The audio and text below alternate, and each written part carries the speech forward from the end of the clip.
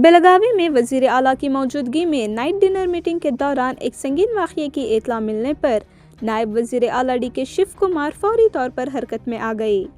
सवादती के करीब हुए एक सड़क हादसे में नायब वज़ीर आला के करीबी पर्सनल सेक्रेटरी और सरकारी KAS के सीनियर अफसर राजेंद्र प्रसाद शदीद जख्मी हो गए। इनकी हालत नाजुक बताई जा रही है और वो जिंदगी और मौत के दरमियान जदोजहद कर रहे हैं। हादसे की खबर मिलते ही नायब वज़ीर आला डी.के. शिव कुमार रातों रात हुबली पहुंच गए।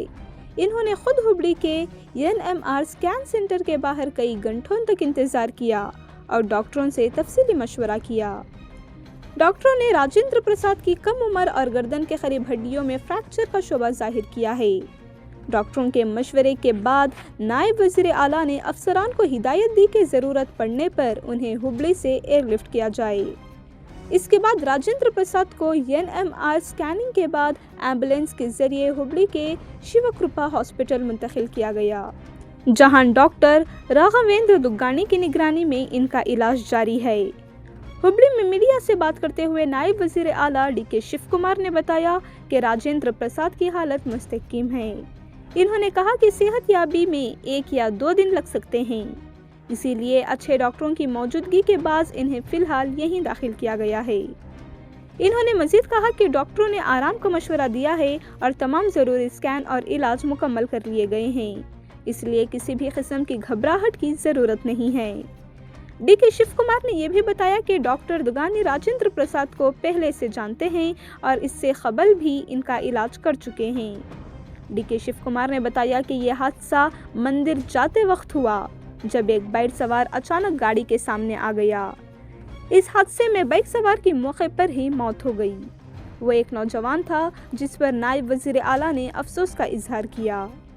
इन्होंने कहा कि बाइक सवार के अहल खाना को मुआवजा दिया जाएगा और आगे का इलाज कहाँ होगा इसका फैसला डॉक्टरों के मशवरे के मुताबिक किया जाएगा। नायब वज़ीर आला ने यह भी कहा कि वो कल दोबारा हुबली आकर राजेंद्र प्रसाद की सेहत का जायजा लेंगे।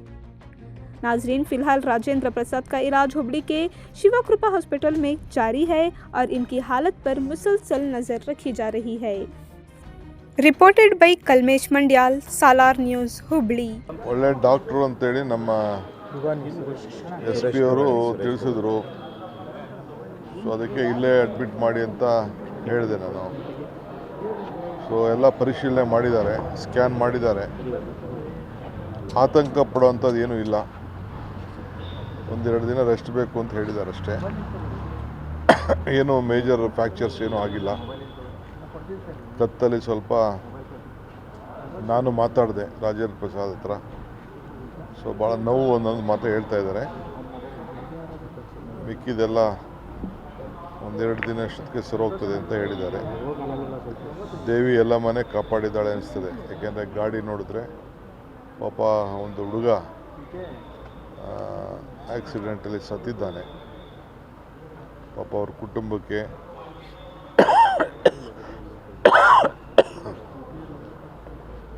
ನಾನು ಭೇಟಿ ಮಾಡೋಂಥ ಕೆಲಸ ನಮ್ಮ ಮಂತ್ರಿಗಳಿಗೆಲ್ಲ ಕಳಿಸ್ಕೊಡ್ತೀನಿ. ನಾನು ಎಲ್ಲ ಮುಗಿಸ್ಕೊಂಡು ಯಾವತ್ತೂ ಒಂದಿನ ಹೋಗ್ತೀನಿ. ಸೊ ಆದ ಸಾವಿಗೆ ನಾವೆಲ್ಲ ಆ ನೋವಿನಲ್ಲಿ ನಾವೆಲ್ಲ ಇರಬೇಕಾಗ್ತದೆ. ಸೊ ಡ್ರೈವರ್ ಹತ್ರನೂ ಮಾತಾಡಿದೆ. ಡ್ರೈವರ್ಗೂ ಸ್ವಲ್ಪ ಎದೆ ನೋವು ಅಂತ ಹೇಳಿದ್ದಾನೆ. ಅವನು ಹಾಸ್ಪಿಟಲ್ ಇದ್ದಾನೆ. ದೇವಸ್ಥಾನಕ್ಕೆ ಹೋಗಿದ್ರು. ಮಧ್ಯದಲ್ಲಿ ಗಾಡಿ ಅಡ್ಡ ಬಂದ್ಬಿಟ್ಟ ಅಂತ ಓಡಿಸ್ತಾ ಇದ್ದು ಹೇಳಿದ್ದಾನೆ. ಡ್ರೈವರ್ ಹೇಳಿದ ನಂತರ ಸೊ ಆಗಿದೆ. ಮತ್ತು ಪಾಪ ಸತ್ತವನು ಭಾಳ ಯಂಗ್ಸ್ಟರ್ಸು, ಯುವಕ ಆಗಬಾರ್ದಾಗಿತ್ತು.